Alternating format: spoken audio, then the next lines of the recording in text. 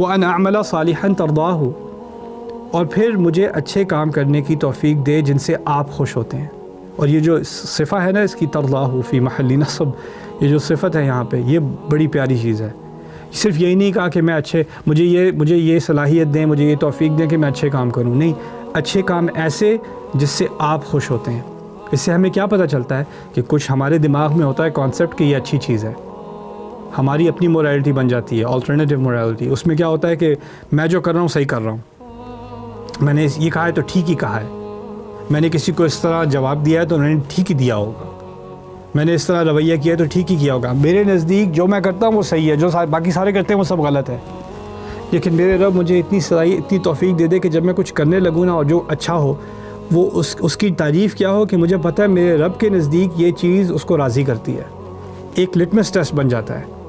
फिर आप जो करने लगोगे, आपको अच्छा लगे ना लगे, आप पहले ये पूछोगे मेरे रब को अच्छा लगता है कि नहीं, ये पूछने लगूँ मैं, ये स्टैंडर्ड बन जाए मेरा हर अमल करने से पहले।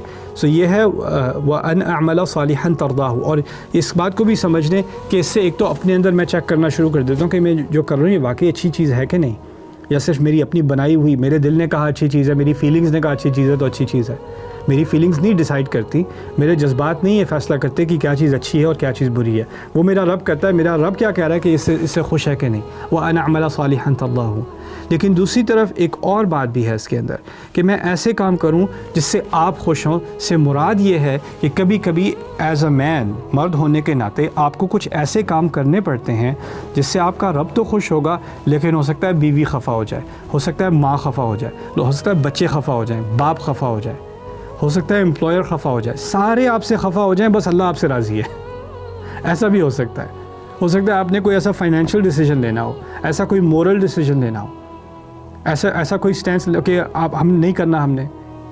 हो सकता है सारी फैमिली किसी के ख़िलाफ़ जो है वो ज़्यादती में खड़ी हो गई है, ज़िद में आके खड़ी हो गई है, अना में आके झगड़े कर रहे हैं और आपने उस झगड़े में शिरकत नहीं करनी। आपका वोट नहीं आएगा तो आगे बात नहीं बढ़ेगी, सारे आपसे खफा हैं कि आप क्यों झगड़े में शामिल नहीं हो रहे।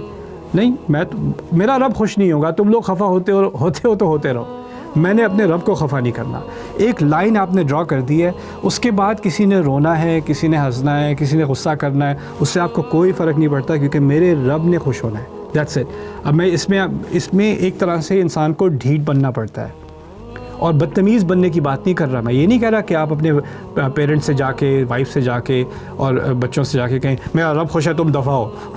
ये मैं नहीं कह रहा, लेकिन मैं ये कह रहा हूँ कि जहाँ कोई ऐसी बात हो ना जिसमें या तो आपके पास एक क्रॉस रोड्स आ जाती है कि या तो आपने फैमिली को खुश करना है, या लोगों को खुश करना है, या आपने रब को खुश करना है, और दोनों को एक साथ खुश करने की गुंजाइश नहीं रही, तो फिर आपको हमेशा अपने रब को ही चूज़ करना है।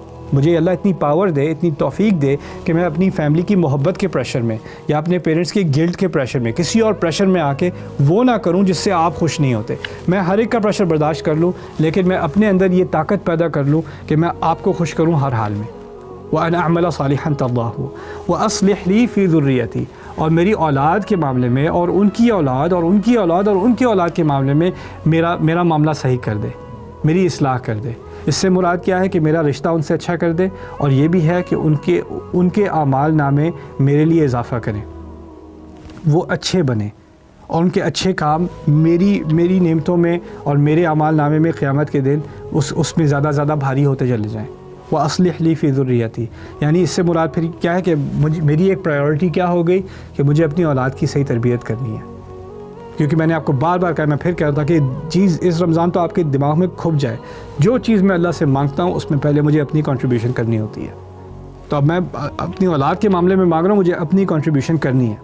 और इसमें कुछ हार्श रियलिटीज़ हैं, वो मैं एक और सेशन में आपके सामने रखूँगा इंशाल्लाह, कि हमने एक जो बच्चों की तरबियत है ना, औलाद की तरबियत, उसका जो कॉन्सेप्ट हमारे यहाँ बन गया है हमारे कल्चर में, वो इतना टूटा हुआ कॉन्सेप्ट है, इतना ब्रोकन कॉन्सेप्ट है, और उसके नताइज हम आगे जाकर, जब बच्चा 18-20 साल का हो जाता है, बच्ची 20 साल की हो जाती है, फिर जाके हम उसके नताइज देखते हैं, फिर हमें ख्याल आता है कि क्या किया हमने तो सारा कुछ किया था, हमने तो सारी चीज़ें ठीक की थी। मसला ये, हमने सारी चीज़ें ठीक नहीं की थी, और कुछ पेरेंट्स कर रहे हैं और बेहतरीन पेरेंटिंग कर रहे हैं, लेकिन हमारे कल्चर में बहुत सारी एलिमेंट्स हैं पेरेंटिंग के जो कि हमारे बच्चों को बर्बादी के लिए तैयार कर रहे हैं। अगली जनरेशन को बर्बादी कर रहे हैं, और हम समझ रहे हैं कि हम बहुत अच्छा कर रहे हैं। इसलिए मैं पीछे वापस जाता हूँ, अन अअमल सालिहन तरदाहु, मैं ऐसे अच्छे काम करूँ जिससे आप खुश होते हैं। व अस्लिह ली फ़ी ज़ुर्रियती, मेरी औलाद के मामले में इस्लाह कर दे मेरी, और इस्लाह कर दे उनके मामले में मेरी और उनकी दोनों की। ये नहीं अस्लिह ली फ़ी मेरे लिए कर दे, लेकिन मेरे लिए उनको भी इस्लाह दे और मुझे भी इस्लाह दे। कैसे हो वो, कि हम पहले समझें कि ये होती क्या चीज़ें, इंसान की तरबियत करना, उसकी पर्सनैलिटी को डेवलप करना, उसमें क्या चीज़ें आनी चाहिए, एक नौजवान की पर्सनैलिटी में क्या चीज़ें आनी चाहिए, और वो क्या चीज़ें हैं जो बचपन से थोड़ी थोड़ी करके डाली जाती हैं ताकि वो मैच्योर होके एक पूरा, यानी वो पौधा होता है हल्का सा, वो आगे जाके उसने दरख्त बनना है। तो जो चीज़ें हम बचपन में अपने बच्चों को एक्सपोज़ करा रहे हैं ना, उसका उसकी एडल्ट लाइफ में एक्सपोजर उसको मिलना है। व अस्लिह ली फ़ी ज़ुर्रियती इन्नी तुब्तु इलैका व इन्नी मिनल मुस्लिमीन, मैं तेरी तौबा करता हूँ, मैं तौबा करके तेरी तरफ लौटता हूँ और मैं मुसलमानों में से ही हूँ, यानी मैं अपने आप को सरेंडर करता हूँ। ये एक रियलाइजेशन है कि आप एक हाफ़ पॉइंट पर आ गए हैं अपनी ज़िंदगी के ना। अब आपकी ज़िंदगी का आखिरी आधा हाफ़ रह गया है, और उस हाफ़ में आपने कैसी ज़िंदगी गुजारनी है, शुक्रगुजारी की ज़िंदगी गुजारनी है।